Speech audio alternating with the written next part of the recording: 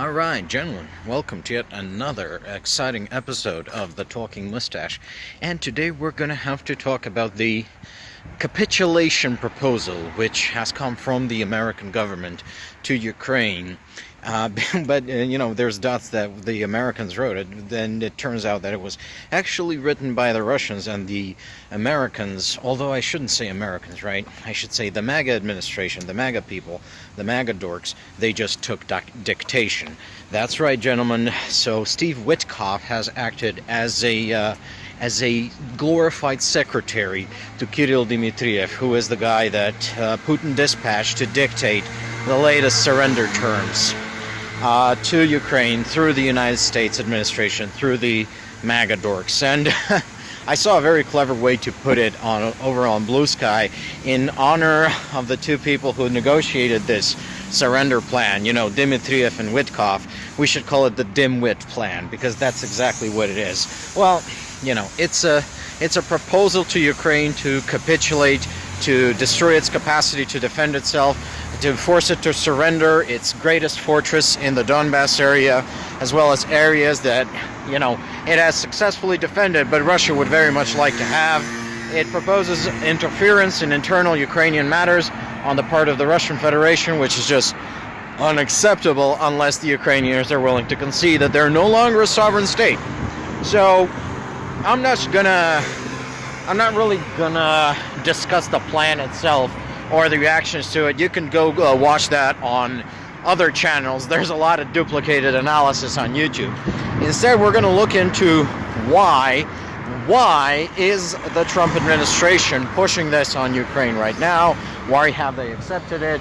Why did they take dictation right now? And we all know on this channel, I've been over it before many times, Donald Trump is a pedophile. He's in the Epstein files. He's documented as sexually molesting underage children. And both the Russians and the Israelis have a copy. And that's all you really need to know about the foreign policy of MAGAs. That's the first factor. The second factor is these people are ideologically aligned with these authoritarian, despotic countries. I keep calling them tin pot authoritarian shitholes. Places like Russia, places like China, places like Israel, believe it or not, which has really degenerated over the past 20 years of the Netanyahu regime. Places like Qatar, Saudi Arabia, all the nice places, all the bastions of freedom and democracy and truth, justice, and the American way, right?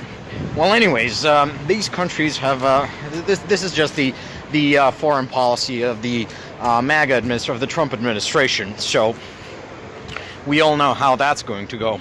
But why now? Why is it so important that Ukraine receive this offer of capitulation and accede to it? Because the Trump people have been pressuring the Ukrainian government. They've been pressuring Zelensky.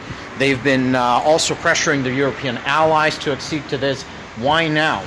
The reason is because Russia is running out of two crucial resources which are indispensable for the persecution of any war. The first one is money, where the situation is quite dire. The second one is manpower. Now let's tackle the money first, because it's sort of more intuitive. Russia's a poor country, so it makes sense that they would run out of money.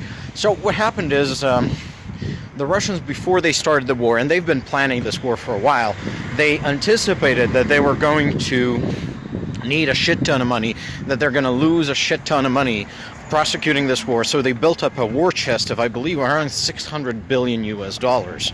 Right. And they gambled on they would have a swift and easy victory in Ukraine. And after a little bit of perfunctory sanctions, the West would just say this is okay, a fait accompli, and accede to détente with Russia. That's a lot of French words, so let's keep it Anglo-Saxon for the rest of the video. And they assumed, this shit's gonna be tough for a little while, but then the West is gonna come to its senses. We're gonna go do business like the good little empires we are. But what they did not account on was A, stiff Ukrainian resistance, and B, the West actually believing in the things it says it believes. That not everyone is just a bunch of cynical liars betraying each other in this Byzantine fashion, like the Russians do. So that's the first thing that they did wrong. They saved up $600 billion, but it wasn't enough. The second thing they did wrong is, because Russia is not a very well-run state. It's a state where the left hand does not know what the right hand does. The military authorities and the president, so Putin, he knew that there was going to be an invasion, but he did not notify the civilian authorities. He did not notify the finance ministry or the National Bank of Russia. And famously, governor of the Russian National Bank, Elvira Nabiullina, who has been keeping the Russian economy going with a ball of twine, duct tape, and a lot of Tatar ingenuity, because she's not an ethnic Russian, she's an ethnic Tatar. Yeah, she found about the war from the television. She wasn't told that her country's going to war. The country that she's supposed to be stewarding the finances of is going to war. So, roughly half of the Russian assets for this war, the war chest, the liquid assets, were in the West, and they were frozen. They were frozen when the war broke out. So Russia, just right off the gate, Russia lost half of its war chest. And what's more, this war chest has been accruing interest in the past 4 years, and this interest has mostly been going to Ukraine. Now, there is some talk about seizing this money and giving it to Ukraine, or using it to rebuild Ukraine after the war, or using it to buy weapons for Ukraine. But in no outcome does this money go back to the Russians. So, with only half of their war chest there, and the war dragging on for a lot longer than it has, the Russians were sort of... Now, what's more is, because of issues we've talked about on this channel before, the Russians also had a manning problem, and they've been fixing this manning problem not like a normal country would, with, let's say, mobilization, because they cannot do that for political reasons. So they've essentially been offering contracts, and ever-increasing contracts to people, so that they will serve as soldiers. Now, that costs a lot of money, because basically they're paying they're paying $30,000 per contract. I believe that's the yearly salary without bonuses.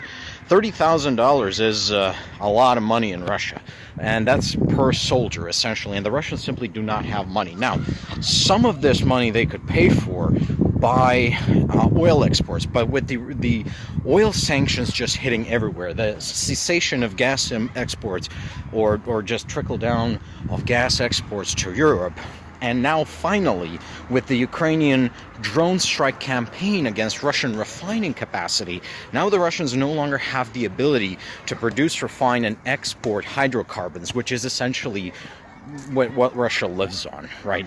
Exporting hydrocarbons, oil and gas, and refined products.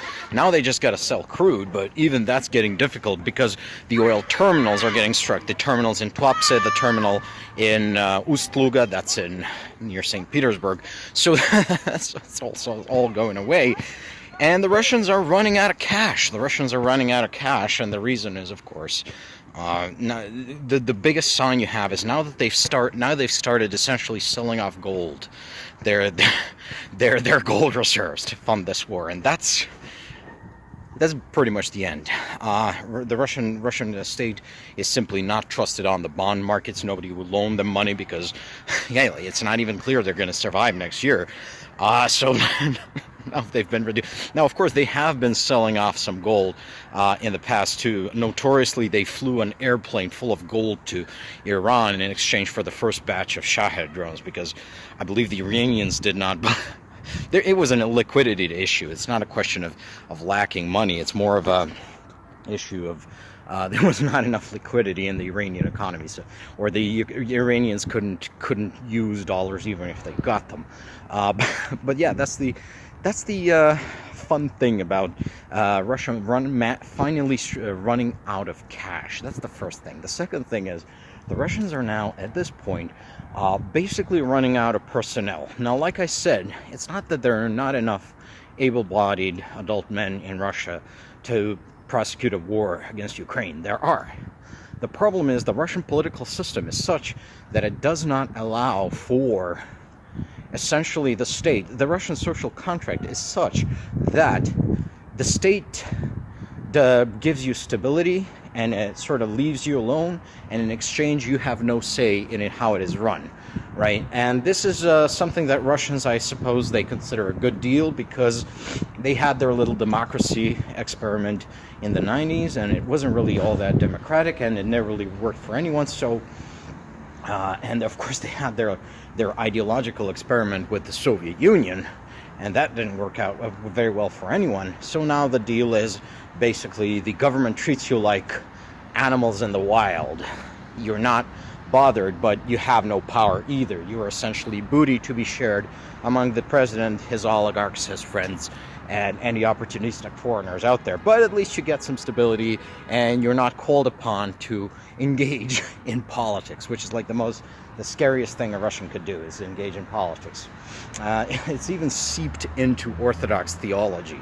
So that's how strong it is with these people.